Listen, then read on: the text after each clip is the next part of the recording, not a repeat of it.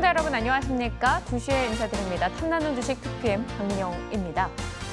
꼭 12시에 마치 알람을 맞춰놓기라도 한 듯 요즘 같은 날은 매일 이 시간을 기점으로 지수가 낙폭을 키워나갑니다. 오늘장도 코스닥이 1% 이상이나 빠지는 현상이 반복되고 있는데요. 다른 종목군들의 낙폭도 낙폭이지만 바이오 종목이 연일 급락으로 특징주로 이름을 올리고 있습니다. 마치 빠지는 종목이 정해져 있기라도 한양, CJ ENM, 네이처셀, HLB 이러한 종목들은 매일같이 급락 특징주로 거론이 되고 있죠. 손바뀜이 많이 나타나고 있는 시장인데요. 이들 종목의 연속성은 보이지 않고 있습니다. 그나마 이번 주는 IT 종목의 선전, 외국인의 매수세가 들어오면서 이들 종목이 탄력을 좀 키워주고 있죠. 이들 종목 또한 연속성을 띨지에 대해서는 많은 이들이 의문을 갖고 있습니다. 시장은 온통 물음표로 가득한데요. 어떻게 느낌표를 찍고 온점을, 마침표를 좀 찍어볼 만한 전략이 있을 것인가 고민해보겠습니다. 오늘도 다양한 종목 이야기 가득 담아서 출발하겠습니다. 탐나는 주식 2PM 시작합니다.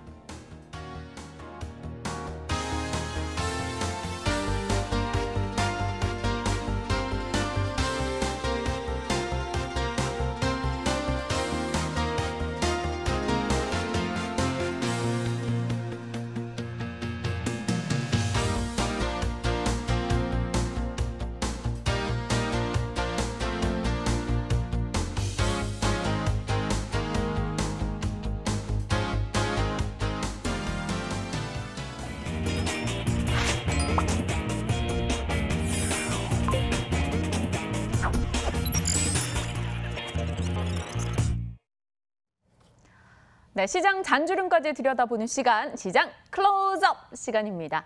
오늘도 시장 들여다볼 텐데요. 어제도 말씀을 드렸습니다만 사실 들여다보기 싫은 시장 움직임이 이어지고 있습니다. 어느덧 코스닥이 또 10포인트 밀리네요. 786포인트까지 내려가 있는 상황이고요. 시총 상위 종목들 들여다보면 깝깝하게 그지없습니다. 시장 어떻게 봐야 될 것인가, 특히 코스닥에 대해서 좀 오늘 문제를 제기하면서 전략을 나눠보도록 할게요. 이베스트 투자증권 IM 영업팀 염승환 차장 모셨습니다. 차장님 오랜만에 뵙습니다. 네, 안녕하세요. 네. 자, 오늘 차장님과 함께 한 주 마감하는 금요일장 전략을 챙겨봐야 될 텐데요. 저희의 주제부터 확인하고 가도록 하겠습니다.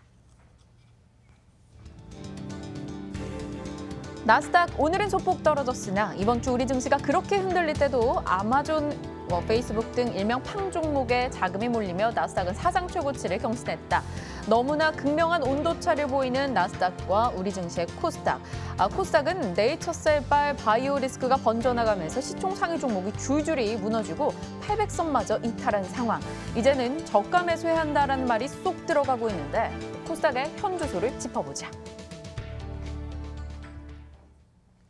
네, 방금 언급 드린 대로입니다. 사실 나스닥과 비교하는 것도 좀 그럴 정도로 코스닥의 분위기는 영 좋지 않습니다. 1% 하락은 이제 낯설지도 않고 놀랍지도 않은 움직임이 됐는데요. 왜 이럴까요? 나스닥이랑 저희랑 규모 차이가 상당하지만 그래도 너무 심한 움직임 아닙니까? 사실 이제 나스닥 같은 경우는 아마존이라든가 기술주죠. 구글이나 네. 그런 이제 한국과 좀 약간 성격이 좀 다르긴 하죠. 그렇다 하더라도 국내 증시가 예전에 이제 나스닥을 좀 많이 연동을 하던 흐름들이 좀 있었는데 최근 들어와서 이제 너무 어긋난 흐름들이 좀 나오고 있는데.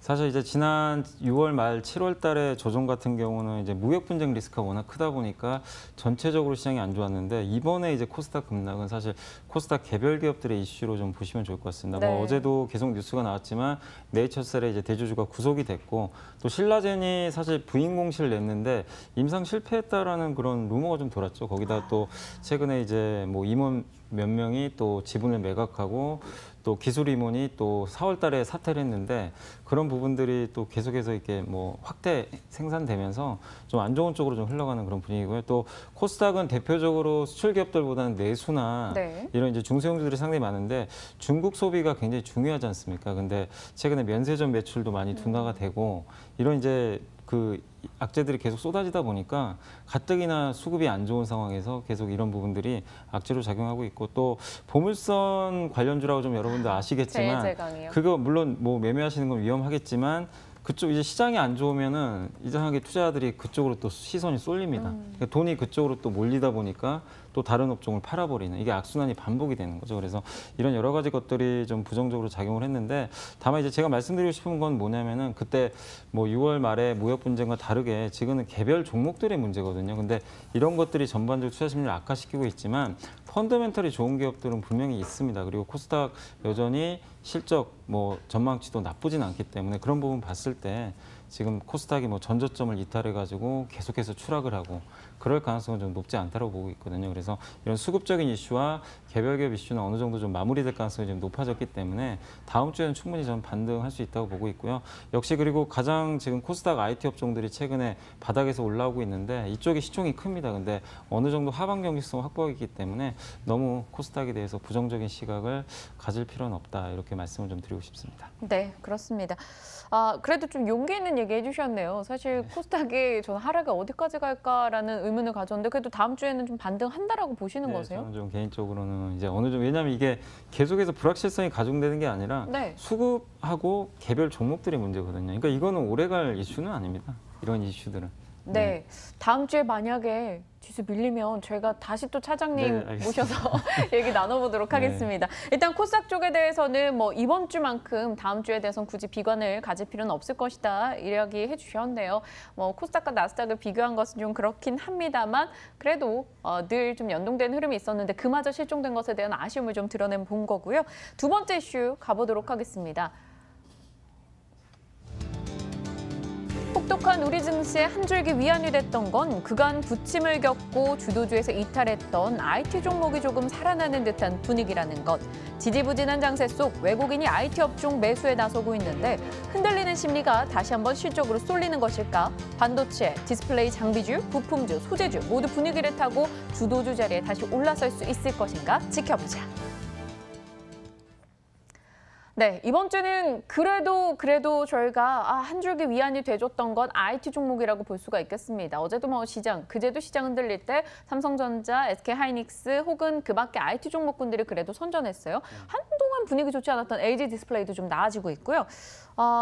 IT가 주도주로 복귀했다라고 말하기는 조금 이른 것 같긴 합니다만 분위기는 좋아 보이잖아요. 지금 어떻게 판단하시는지? 그러니까 지금 시장의 주도 섹터가 전혀 없거든요. 맞아요. 그러니까 일부 테마주만 한 번씩 움직이고 오늘도 아침에 뭐 의료기기 업종이 갑자기 한 번씩 올라갈 정도로 단발성 테마만 있는데 주도 업종이 없습니다. 그만큼 이제 시장의 불확실성이 좀 크다 보니까 그런 부분들이 나오고 있는데 역시 이제 주목을 하셔야 될 건 결국 실적입니다. 그리고 최근에 이제 IT 업종이 주가가 바닥에서 그래도 잘 버텨주고 있는 거는 확실한 이제 펀더멘털이 되기 때문이죠. 실적이란 이제 그런 무기가 있기 때문인데 다른 업종과 다르게 무역 분쟁에서 오히려 좀 자유롭죠. 왜냐하면 그러니까 미국이 중국을 견제하는 건 이제 IT 업종에 대한 이런 어떤 성장에 대한 부분들을 좀 견제하는 부분들이 있는데 역시 이런 쪽에 대해서 중국을 견제하면 사실 중국과 또 직접적으로 경쟁하는 게 한국의 IT 업체들이거든요. 그래서 이런 무역 분쟁 이슈에도 좀 자유롭고 또 거기다가 최근에 환율이 연일 상승하고 있는데 아시겠지만 대표적인 수출 업종이기 때문에 환율도 긍정적으로 작용할 수 있습니다. 그래서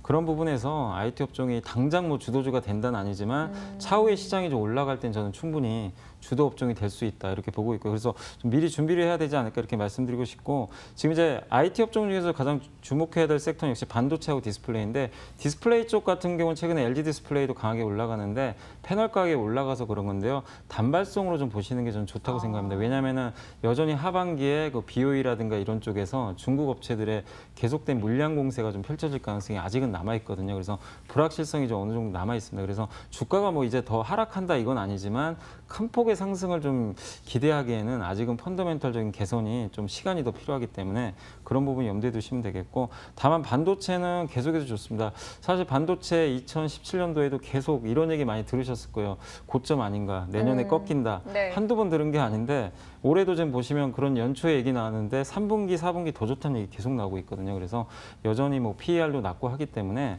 반도체는 여전히 좋게 보시고요. 반도체는 좋은데도 주가가 싸거든요. 많이 빠졌기 때문에. 그래서 반도체 관련주에 대해서는 좀 계속해서 비중 확대 말씀을 좀 드리겠습니다.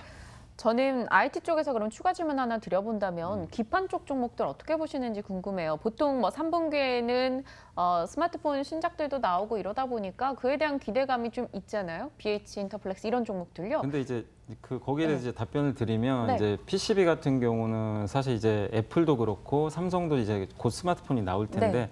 항상 기대감 때문에 주가가 단기적으로 움직이는데 아시겠지만 스마트폰 저도 뭐 스마트폰 쓰고 있지만 이게 혁신이 없어요. 이제 폴더블폰 나온다고 하는데 얼마나 팔릴지 모르겠고 항상 기대감에 올랐다가 네. 실망감에 빠집니다. 근데 프리미엄 스마트폰 시장은 앞으로 계속 정체로 갈 수밖에 없거든요. 그래서 PCB 쪽 가격 매력이 있어서 저는 단기 트레이딩은 좋은데 이걸 가지고 과거처럼 뭐 몇 배 가고 이런 시대는 끝났다고 보는 게 저는 좀 맞다라고 생각합니다. 그렇다면 스마트폰 관련한 종목 대비에는 여전히 뭐 대비해서 반도체 쪽이 조금 더 훨씬 더 우위에 있다. 반도체는 계속 성장이 2020년까지 보이거든요. 네. 그래서 그쪽으로 포인트를 좀 맞추시는 게 좋다고 생각합니다. 네, 알겠습니다. IT 종목군에 대해서도 좀 선별이 필요했었던 것 같아서 질문을 좀 드려봤던 것 같습니다.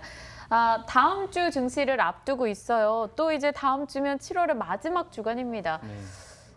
어떤 체크 포인트들이 있을지 궁금한데요. 이번 주 같은 경우는 금융주들부터 해서 실적이 줄줄이 나왔고요. 뭐 금융주들은 발표된 실적이 상당히 좋았습니다. 다음 주부터 또 실적도 점검하면서 일정들 좀 봐주신다면요. 그러니까 다음 주에 이제 본격적으로 어닝 시즌이 시작되는데 사실 삼성전자는 항상 첫째 주 이제 대부분 금요일날 발표를 하게 되는데 네. 이제 보통 기업들은 이제 그 마지막 주에 대부분 발표를 하거든요. 그래서 다음 주에 뭐 포스코, 또 LG화학, 하이닉스, 아모레퍼시픽, 현대차 같이 이제 각 업종의 대표 주자들이 이제 실적을 본격적으로 발표하게 됩니다. 지금 2분기 시장에 대한 기대치가 많이 낮아진 상태이기 때문에 어느 정도 이제 실적에 대해서도 기대치가 많이 지금 낮은 상태거든요. 그러다 보니까 조금만 좋은 실적이 나오더라도 굉장히 주가가 강하게 반응할 가능성이 높습니다. 그래서 다음 주에 한번 어닝 시즌 시작하는데 한번 기대감을 갖고 좀 보시면 좋을 것 같고 그다음에 7월 24일 날 미국, 일본, 유로존이 각각 이제 제조업 지수를 발표하는데 아무래도 한국은 수출 비중이 높고 제조업체들이 많다 보니까 제조업 지수 영향을 좀 많이 받거든요. 네. 그래서 이들 제조업종들 특히 무역 분쟁 때문에 좀 어수선한 이 시기에 진짜로 이런 선진국들의 제조업 경기가 잘 나온다면 국내 증시에 또 모멘텀이 될 수 있기 때문에 한번 체크해 보시면 좋을 것 같습니다. 좋습니다. 이번 주 되짚어봤고요. 다음 주에 체크포인트까지 언급을 해주셨습니다. 그럼 심플하게 다음 주 전략은요.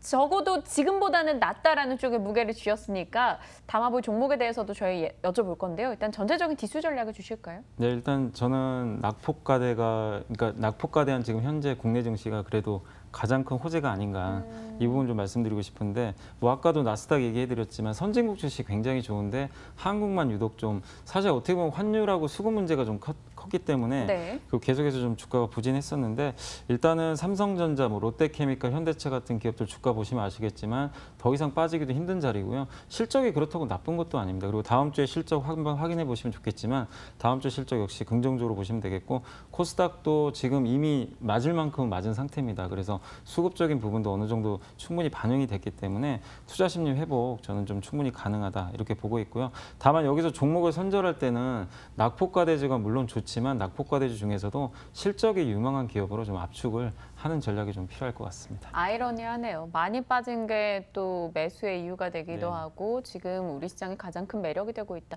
그런데 하나 맹점이 있었어요. 낙폭과대.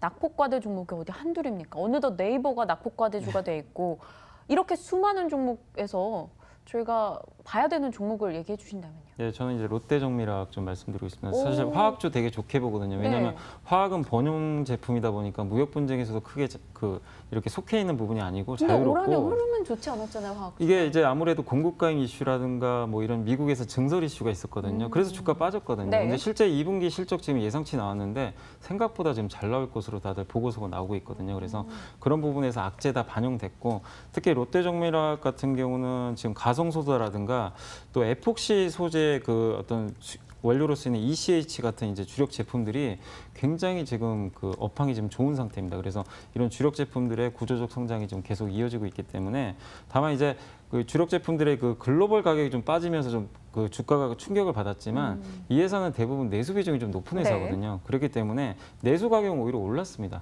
그래서 그런 면을 봤을 때는 크게 염려할 필요는 없다 이렇게 말씀드리고 싶고 무엇보다 PER 7배로 저평가되어 있기 때문에 저는 지금 이렇게 낙폭과대주 중에서 좀 자신 있게 한번 말씀드리고 싶은 종목이고요. 전략은 일단 목표가는 65,000원 정도 제시 한번 해드리고 싶고요. 손절가는 좀 짧게 58,000원 잡고 대응을 해보시면 좋을 것 같습니다. 어제까지 좀 기관이 강하게 사줬고요. 롯데정밀화학 같은 경우 오늘장 JP모건, CS증권 등 외국계 창구에서 매수세가 들어오면서 3% 정도 올라가고 있습니다. 목표 주가 좀 넉넉히 주셨어요. 65,000원 잡아주셨고요. 손절가 58,000원 이야기해 주셨습니다. 다시 한번 이 화학 쪽의 섹터가 큰 힘을 내주길 저희 기대하면서 롯데정밀화학 들여다보도록 할게요. 오늘 좀 차분하게 다음 주에 대한 긍정적인 이야기 주셔서 저희가 힘을 좀 받았습니다. 이베스트 투자증권 IM 영업팀 염승환 차장과 함께했습니다. 고맙습니다. 감사합니다.